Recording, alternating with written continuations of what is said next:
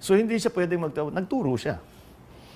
The other thing she did while she was in Ilocos was to provide free legal services. I'm trying to think. That if I asked her to join the government, baka sampalin ako. Teaching would be good. I'm a lawyer, but to enter government, no way. They can't afford me, number one. They can't afford me, number one. And I'll fire all of them. So And I'll fire all of them, so... government, no, that's not my thing. Yeah, I'm very New York, so it has to be my way or the highway, right? So I just want everyone to know that I have nothing to do with ISAP. I don't know the people involved. I have nothing to do with appointments. I leave that up to my husband. And if I find out that somebody's using my name, I shall tell my husband not to appoint you, okay? Good at that. Organizing which office, how the workflow goes, where the documents go through. She's a well-trained lawyer, so she's very good at that. Do you consult her on difficult decisions? I will ask. I'm not a lawyer, so I need an expert opinion. She's right next to me most of the time, so I can turn to her. Yung United States, pumasok uli kayo dito sa Pilipinas, kayo mag-defend sa atin. Eh, hindi na pwede yun. You say you would invite the United States to get involved and help us? No. That is the problem is between China and us. So the United States should be out? If the Americans come in, it's bound to fail. Because you're putting the two protagonists together. And we must understand, dalawang superpower na nasa gitna tayo, lit-lit natin. Ang biro ko nga, bumahing lang na sa bayan, mawawala na tayo sa mundo. President Bongbong Marcos said China has nothing to worry about in the expansion of U.S. troops' access to Philippine military bases if they don't have plans to launch offensive attacks. The 4 additional sites for the U.S.-Philippines Enhanced Defense Cooperation Agreement will not be used for any offensive actions. Ang reaction ng China ay hindi naman siguro katakataka dahil nag-aalala sila. Pero it's a formal announcement. But yes, they have been identified and we can already, before I announce it, we will formalize it with our partners in the United States. There are 4 exercises scattered around the Philippines. We'll continue to assert our rights in accordance with the Philippine Constitution and international law. The recent incidents involving no less than our AFP Chief of Staff is worrisome. Yes, but it is a proud demonstration of Filipino courage against coercion and our firm resolve to protect, preserve, and uphold our territorial integrity. We must be ready. Our armed forces must be capable of securing and defending the archipelago from emerging threats. Kung papaano proproteksyonan ang teritoryo ng bansa sa kunwari barko ng kaaway para masubok ang kakayahan ng mga sundalong Pilipino at Amerikano. May balik ang mga Pilipino sa trabaho. At yun talaga dapat na magiging priority ng susunod na administrasyon ay yung trabaho. At masasabi ko, kaya ako tumakbo dahil sabi ko parang wala ako naririnig na mahusay na plano.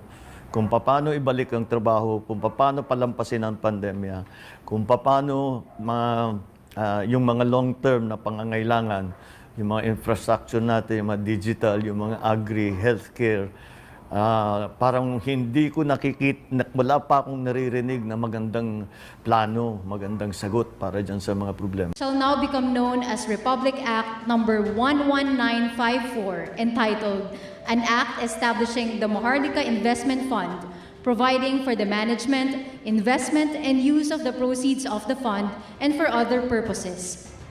The law provides for the establishment of an independent Maharlika Investment Fund by investing funds, coordinating and strengthening the investment activities of top-performing financial institutions to promote economic growth and social development. President Bongbong Marcos's request for a bigger travel fund next year is justified and necessary to market the Philippines as an investment destination. The Office of the President is asking Congress to allocate 1.408 billion pesos for local and foreign missions and state visits for 2024. Pangandaman notes that the trips are beneficial to present the Philippines as an investment hub. Proseso yan. magpapakilala muna tayo. Dahil pagka hindi tayo bumiyahe at nagpakita dyan sa mga conference na yan, hindi tayo iniisip. Wala sa isip nila ang Pilipinas. Pinuna ng ilang grupo ang pagdalo ni Pangulong Marcos Jr. sa F1 Grand Prix sa Singapore nitong weekend. Giit nila ay dapat daw mahiya si Marcos sa kanyang marangyang pamumuhay habang nakikipaglaban po naman sa mataas na presyo ng bilihin ang mga pangkaraniwang Pilipino. Dagdag pa nila dapat daw ay gugulin ni Marcos ang kanyang oras sa pag-isip ng solusyon sa mga problemang kinakaharap ng bayan. Mas inuuna pa raw po ng Pangulong Jr. ang mga F1 driver kaysa sa mga tsuper nito sa Pilipinas na tinatagtad daw ng lingguhang taas presyo sa petrolyo. Isinabay pa ho ng Pangulo ang panonood ng Grand Prix sa kanyang pagbisita po sa Singapore para nga sa 10th Asia Summit. Sa isang kuha makikita nanonood si Marcos Jr. mula sa garahe ng Ferrari. Marcos Jr. was in Singapore to watch the Formula One Grand Prix over the weekend. His trip to watch one of the world's most expensive car races comes just days after Super Typhoon Noru devastated several provinces in the country, destroying billions worth of agriculture and infrastructure. Well, nakita natin, unang-una, kailangan natin ituloy ang war on drugs, kung tawagin, because the problem continues to exist. Nandiyan pa rin ang problema. Kung itatanong mo, I don't know what a narco state is, but we have seen, I think everybody can see the influence of the drug lords. Pati na yung pag-research and development ng mga bagong binhi, kakulangan ng trabaho, ang military self-defense forces for national. Thank you, Ms. Marisol. Mr. Paul Montibon, sir. Can you elaborate, like how direct? Okay, so alam niya. And a superior is into drugs, kawawa yung taong under niya. Okay, so voluntary. Will they get their full Bento, mga kwento ay sinishare ko lang sa inyo dahil ito'y galing sa mga concerned Filipinos na mga nasa gobyerno yung iba nasa neighborhood, na sukang-suka na sila, mga kababayan. Bakit binigyan ni Kuting, ni Bongbong Kuting, si Sayarot ng security? At sino ang nag-order na bigyan siya ng bail? Alam ko yung katotohanan. Diba? Naalala nyo, binanggit ko yung supplier si Bibot Nolan. So gusto ko lang malaman ng taong bayan kung sino si Bibot Nolan, at gusto ko sana matanong ng netizens kung anong relasyon nila ni Presidente at ni Madam Lisa Araneta Marcos. Because nung anniversary ni President at ni Lisa Marcos, yung pangatlong tao doon sa mesa, yun si Bebot Nolan. Okay? second part of that is cure. To be more sensitive and more sympathetic to those who actually have gotten caught up in this lifestyle. What is your policy on corruption? The same as everybody. We want to remove it because of its corrosive effect on government and on our society. President Ferdinand Marcos Jr. has issued his first order as the country's top leader. Abolish the Presidential Anti-Corruption Commission. The jurisdiction, powers, and functions of the PACC will be transferred to the Office of the Deputy Executive Secretary for Legal Affairs. What are the best things about a BBM presidency? It will be inclusive. It will be constantly in search of excellence, and we will bring a wealth of experience and talent. Matagal na yung balaki nila ako ay tanggalin. Merong mga balita na karating sa amin na katropa nyo na po yung nanalo. Hi, Mel. Or should I say Melionario? Just wanted to wish you a happy 60th birthday. Big hug. Happy birthday. Thank you for everything you've done for me, my family, for my husband. Sama-sama tayo, babago muli para maging milyonaryo. Edited daw ito. Yes, Your Honor. Kayo po ba ay for charter change? Papalitan niyo po ba ang ilang probisyon sa saligang batas na pangkasalukuyan? Maraming pinag-uusapan, yung tinatawag na economic provisions, even the political system, marami na rin pagbabago. pwede naman siguro natin pag-usapan, pero I don't see it as being a priority. We have this pandemic to deal with. We have this economy that we have to recover. Hindi na siguro aabot sa charter change. Who knows? Baka magkaroon ng groundswell. Pero ang groundswell talaga, trabaho. So probably, but not a priority. Not probably, not a priority. Pupunta sa ibang usapan at nagagamit na pampolitika itong issue na ito. So I have asked the leaders of both houses and again some of the best constitutional minds that we have in the Philippines to come up with a simpler solution that does not cause so much controversy. The best analysis and interpretation that we have. Well, how will it be done so that both houses' role in this bicameral system is preserved? Sabi mo lang na hindi naman kayo nagkita eh. Sabi nyo sina Congressman Garvin lang. Yeah, because it slipped my mind. In my interest, my primary interest is to try and make our country a investment-friendly place. And what else we'll see. That's why the study is really not about the Constitution. It's about what do we need to do, what do we need to change so that these potential investors will in fact come to the Philippines. Paghihiwalay natin yung eleksyon at saka yung plebiscite. Parang dalawang eleksyon yun eh. Napakamahal. So baka maaari kung isabay natin yung plebisito sa local elections na gagawin sa Mayo na next year, malaking bagay yun, malaking savings para sa atin yun. Kaya yun pinag-aaralan namin mabuti. There are some legal consequences because a plebiscite is slightly different, not so slight. A plebiscite is different from an election. So if we are able to incorporate the two exercises together, as a practical matter, palagay ko makakatulong yun. Aking pangarap na sinabi na nung bago akong upo na sana mapababa natin ang presyo ng bigas ng 20 piso. Hindi pa tayo umaabot doon. Dahan-dahan palapit. Nasa 25 piso na lang tayo. Konti na lang. By your command. Kayo po ba ay for charter change? Papalitan niyo po ba ang ilang probisyon sa saligang batas na pangkasalukuyan? Maraming pinag-uusapan, yung tinatawag na economic provisions, even the political system, marami na rin pagbabago. Pwede naman siguro natin pag-usapan, pero I don't see it as being a priority. We have this pandemic to deal with. We have this economy that we have to recover. Hindi na siguro aabot sa charter change. Who knows? Baka magkaroon ng groundswell. Pero ang groundswell talaga, trabaho. So probably, but not a priority. Not probably, not a priority.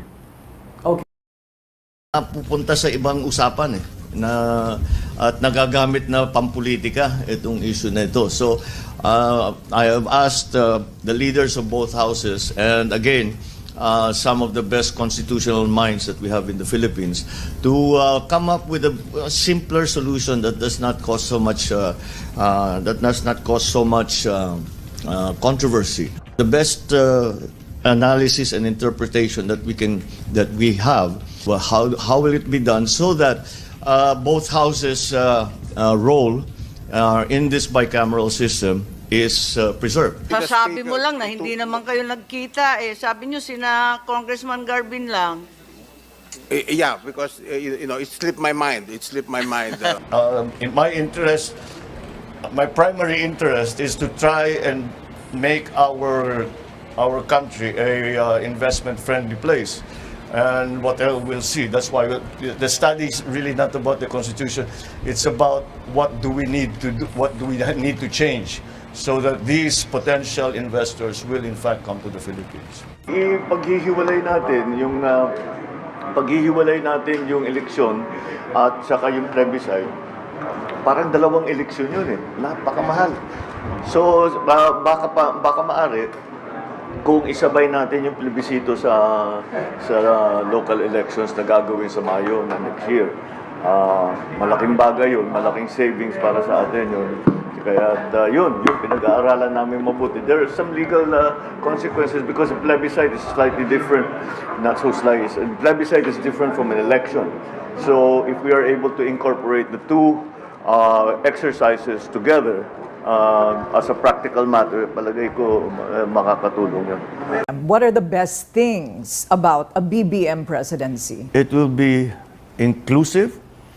It will be constantly in search of excellence, and we will bring a wealth of experience and talent to government. Matagal na yung balaki nila ako ay tanggalin. Merong mga balita na karating sa amin na katropa nyo na po yung nanalo. Hi, Mel. Or should I say Melionario? Just wanted to wish you a happy 60th birthday. Big hug, happy birthday. Thank you for everything you've done for me, my family, for my husband. Sama-sama tayo, babago muli para maging milyonaryo. Edited daw ito. Yes, Your Honor.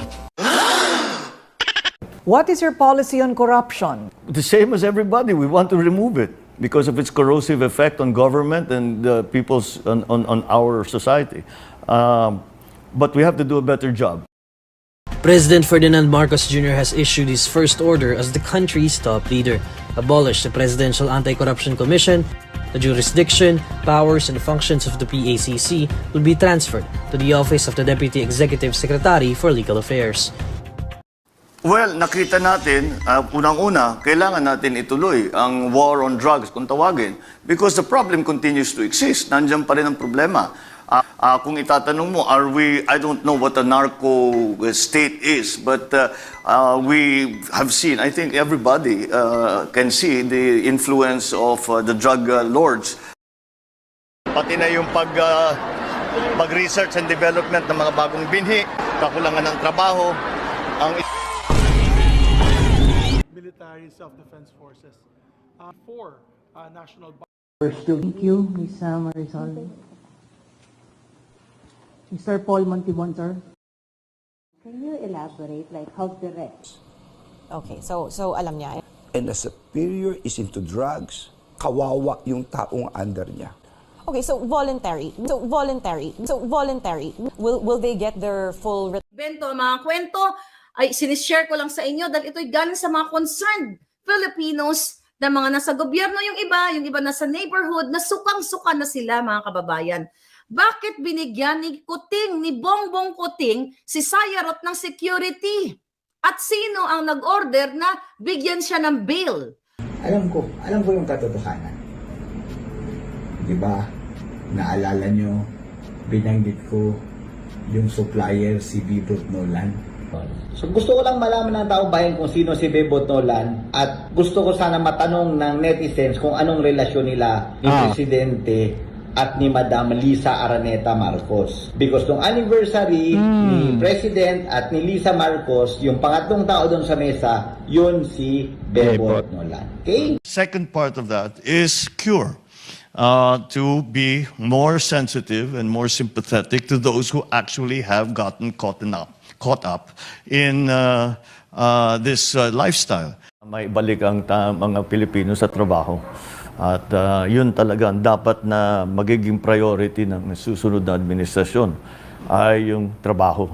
At masasabi ko, kaya ako tumakbo dahil sabi ko parang wala akong naririnig na mahusay na plano. Kung paano ibalik ang trabaho, kung paano palampasin ang pandemya, kung paano yung mga long-term na pangangailangan, yung mga infrastructure natin, yung mga digital, yung mga agri, healthcare, parang hindi ko wala pa akong naririnig na magandang plano, magandang sagot para dyan sa mga problemang yan. Shall now become known as Republic Act number 11954, entitled An Act Establishing the Maharlika Investment Fund, providing for the management, investment, and use of the proceeds of the fund and for other purposes. The law provides for the establishment of an independent Maharlika Investment Fund by investing funds, coordinating and strengthening the investment activities of top-performing financial institutions to promote economic growth and social development. President Bongbong Marcos's request for a bigger travel fund next year is justified and necessary to market the Philippines as an investment destination. The Office of the President is asking Congress to allocate 1.408 billion pesos for local and foreign missions and state visits for 2024. Pangandaman notes that the trips are beneficial to present the Philippines as an investment hub. Proseso yan. Magpapakilala muna tayo. Dahil pagka hindi tayo bumiyahe at nagpakita dyan sa mga conference na yan, hindi tayo iniisip. Wala sa isip nila ang Pilipinas. Sinuna ng ilang grupo ang pagdalo ni Pangulong Marcos Jr. sa F1 Grand Prix sa Singapore nitong weekend. Giit nila ay dapat daw mahiya si Marcos sa kanyang marangyang pamumuhay habang nakikipaglaban po naman sa mataas na presyo ng bilihin ang mga pangkaraniwang Pilipino. Dagdag pa nila dapat daw ay gugulin ni Marcos ang kanyang oras sa pag-isip ng solusyon sa mga problemang kinakaharap ng bayan. Mas inuuna pa raw po ng Pangulong Jr. ang mga F1 driver kaysa sa mga tsuper nito sa Pilipinas na tinatagtad daw ng lingguhang taas presyo sa petrolyo. Isinabay pa ho ng Pangulo ang panonood ng Grand Prix sa kanyang pagbisita po sa Singapore para nga sa 10th Asia Summit. Sa isang kuha makikitang nanonood si Marcos Jr. mula sa garahe ng Ferrari. Marcos Jr. was in Singapore to watch the Formula One Grand Prix over the weekend. His trip to watch one of the world's most expensive car races comes just days after Super Typhoon Noru devastated several provinces in the country, destroying billions worth of agriculture and infrastructure. Yung United States, pumasok uli kayo dito sa Pilipinas, kayo mag-defend sa atin. Hindi na pwede yun. You say you would invite the United States to get involved and help us? No, that is the problem is between China and us. So the United States should be out. If the Americans come in, it's bound to fail. Because you're putting the two protagonists together. And we must understand, dalawang superpower na nasa gitna tayo, lit-lit natin. Ang biro ko nga, bumahing lang na sa bayan, mawawala na tayo sa mundo. President Bongbong Marcos said China has nothing to worry about in the expansion of U.S. troops' access to Philippine military bases if they don't have plans to launch offensive attacks. The 4 additional sites for the U.S.-Philippines Enhanced Defense Cooperation Agreement will not be used for any offensive actions. Ang reaction ng China ay hindi naman siguro katakataka dahil nag-aalala sila. Pero make a formal announcement. But yes, they have been identified and we can already, before I announce it, we will formalize it with our partners in the United States. There are 4 exercises scattered around the Philippines. We'll continue to assert our rights in accordance with the Philippine Constitution and international law. The recent incidents involving no less than our AFP Chief of Staff is worrisome. Yes, but it is a proud demonstration of Filipino courage against coercion and our firm resolve to protect, preserve, and uphold our territorial integrity. We must be ready. Our armed forces must be capable of securing and defending the archipelago from emerging threats. Kung papaano proproteksyonan ang teritoryo ng bansa sa kunwari barko ng kaaway para masubok ang kakayahan ng mga sundalong Pilipino at Amerikano. So hindi siya pwedeng nagturo siya. The other thing she did while she was in Ilocos was to provide free legal services. I'm trying to think. If I asked her to join the government, baka sampalin ako. Teaching would be good. I'm a lawyer, but to enter government, no way. They can't afford me, number one. They can't afford me, number one. And I'll fire all of them. Government, no, that's not my thing. Yeah, I'm very New York, so it has to be my way or the highway, right? So I just want everyone to know that I have nothing to do with ESAP. I don't know the people involved. I have nothing to do with appointments. I leave that up to my husband. And if I find out that somebody's using my name, I shall tell my husband not to appoint you, okay? Good at that. organizing which office, how the workflow goes, where the documents go through. She's a well-trained lawyer, so she's very good at that. Do you consult her in difficult decisions? I will ask. I'm not a lawyer, so I need an expert opinion. She's right next to me most of the time, so I can turn to her.